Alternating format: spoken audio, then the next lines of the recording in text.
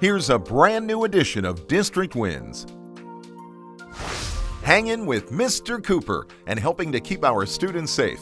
Pictured are members of the Bonita Springs Downtown Alliance who purchased and donated 28-gallon jugs of hand sanitizer to Principal Rob Cooper and Bonita Springs Elementary School. Sending a big-time thank you to the incredible custodial staff at Caloosa Middle School for updating the staff lounge. That looks amazing, and we really appreciate you sharing your gifts and your talents with us. Here's a shout out to Chef Ross at Estero High School for the truly delicious baked ziti enjoyed by the entire staff.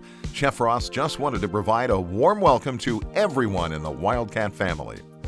Over at Hancock Creek Elementary School, art teacher Mrs. Danielle Hopkins painted the art room mural that she's always wanted for her students.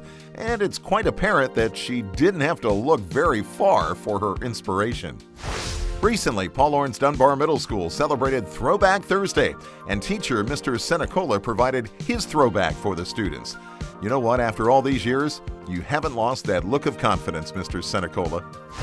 Hey, special thanks to Lee County Sheriff K-9 Deputy Sergeant Scowden and his partner Xander for a fantastic visit to South Fort Myers High School.